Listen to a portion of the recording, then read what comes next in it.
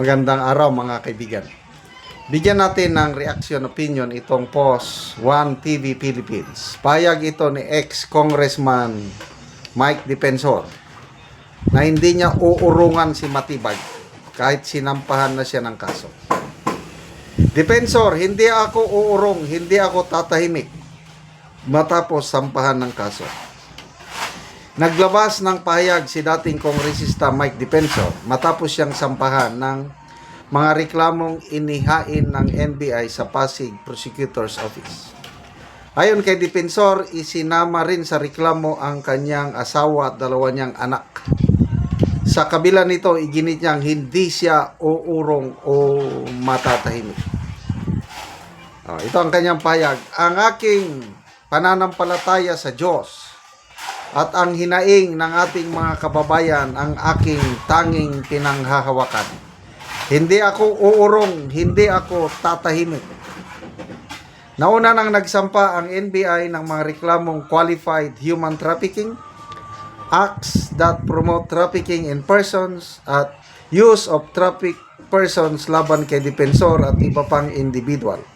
Nasa Pasig Prosecutor's Office ng kaso para sa kaukulang proseso.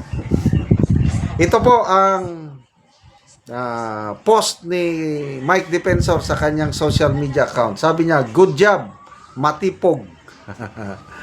Instead nga Matipag. Pog, P-U-G, breed pala yun ng aso. Nag-file na kahapon si Matipog ng non-bailable na kaso laban sa akin at sa aking pamilya. Isinama ang aking asawa at dalawa kong anak. Yung abogado kong anak na buntis na corporate secretary lang idinamay pa. Mauna pa akong makukulong kaysa sa mga kurakot na nagnakaw sa ating bayan. Kahit isa wala akong napakulong. Wala pang napakulong ang NBI sa nakawan. Pero sa mga nagsasalita laban dito ay agresibo si Matipog. Ang aking pananampalatay sa Diyos at ang hinaing ng ating kababayan, ang aking tanging pinanghawakan, hindi ako uurong, hindi ako tatahimik. Yan ang kanyang pahayag. So, ipagdasal po natin si dating congressman na Defensor sa pinagdadaanan ito. Okay, so nasa delikadong kalagayan siya ngayon kasi non-bailable offense ito eh. Tingnan nyo si Attorney Harry Roque. Isa siya sa mga vocal critic ng administrasyon. Sinampahan din ng ganyang kaso, qualified human trafficking. Kaya na-issuehan siya ng non-bailable na warrant of arrest. And then, yun na nga. Mabuti na lang, nagawa niya ng paraan, nakalabas ng bansa, at nandun ngayon sa Netherlands. Nag-apply na ng asylum. So, ito si dating Congressman Mike Defensor, parang lumalabas, siya yung siya yung dahilan bakit lumabas si Orly Gutesa. Alala nyo, siya ang nag-turn over kay Gutesa kay Senator Marcoleta at yun, grabing pasabog. Then after Gutesa, yun, lumabas na naman ang Brave 18, then nadagdagan ng 4, maging Brave 22 na sila ngayon. So dahil dito sa ginagawa ni ex-congressman Defensor, yan na, nandyan na yung kaso. So kung nagawa nila kay dating kay Attorney Harry Roque, nagawa nila yung kay Senator Jingo Estrada, nakaupong senador yan, napakulong nila. So most likely sa nakikita ko, mapapakulong nila itong si ex-congressman Mike Defensor. Kawawa.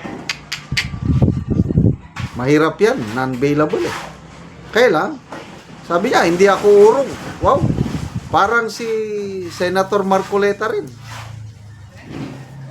Huwag tayong magtaka, bukas makalawa, nandyan na yung, lalabas na yung warrant of arrest. Ano lang, yung balita na lumabas na nagkakagulo sila sa Camp Crame dahil walang pulis na gustong mag-serve ng warrant of arrest. Kinumpirma ni Senator Amy. So, ano ang next move nila ngayon? Kung totoong may warrant of arrest, sinong mag-serve? Baka NBI. Nakahanda naman si Senator Marcoleta. Hindi siya magtatago. Magpapakulong siya. Ganyan ang mga taong may prinsipyo. Hindi naman ibig sabihin na kung kinasuhan ka, may kasalanan ka na. Presume innocent ang isang tao kahit may warrant of arrest, presume innocent pa rin until proven guilty by Supreme Court. Kahit nga guilty ka na sa lower courts, iakyat mo ang kaso mo. Hintayin yung final conviction ng Supreme Court. Kagaya si Franz Castro at Sator Ocampo. Wala na yan. Convicted na sa RTC, in-affirm ng Court of Appeals, hindi pa rin sila nakakulong. Hindi pa rin sila considered na finally guilty. Kasi hindi natin alam kung anong maging desisyon ng Supreme Court. So, laban lang po. Excuse me. Laban lang po, ex-congressman Defensor. Ang taong bayan naniniwala sa inyo, mas marami ang taong bayan naniniwala sa inyo. Naniniwala sa Brave 18 Marines, naniniwala kay Master Sergeant Orle Gutesa. May hangganan din ang lahat. There will always be a day of reckoning, sabi nga ni Tatay Digong. Salamat mga kaibigan sa inyong pagsubaybay sa channel nito. Nakakatulong kayo ng malaki sa tribong Talandig ng Bukidnon dahil ang sweldo natin sa channel na ito is pantulong sa tribo. Namimigay tayo ng libreng yero at pako para makapagpatayo naman sila ng mas maayos na tirahan. Panoorin ninyo ang video na ito. Muna na si Angkol ang natagaan og sin ang iyang anak, so mag-atop na karon. Kahit yan at mamanday sa isa. So muna ni ang pag-aatopan karon sa among natagaan og gyero. Mauna ning iyang mga atop, mga kawayan ng intawon.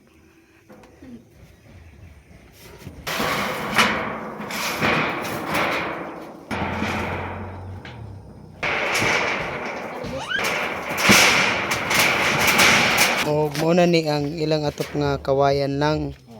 So karon napulian na gyud og gyero tungod sa tabang.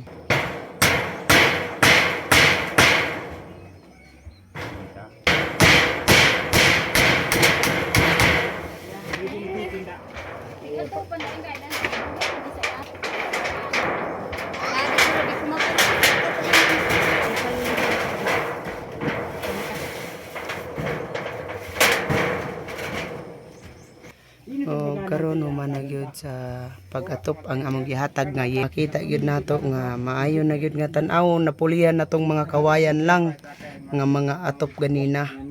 So yero na gyud ang nakapuli sa mga kawayan lang.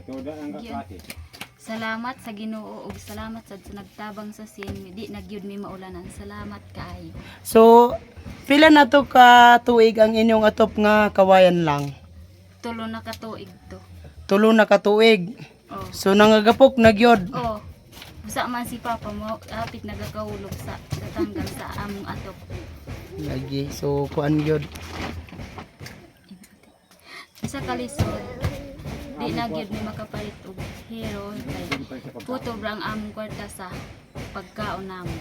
Oh, so imong bana magmuso lang gyapon. Oh. Lagi. So pila may adlawan karon? Tag 150 ang uban 200. So di na makasigo sa ang kuan sudan. Oh. So salamat kaayo.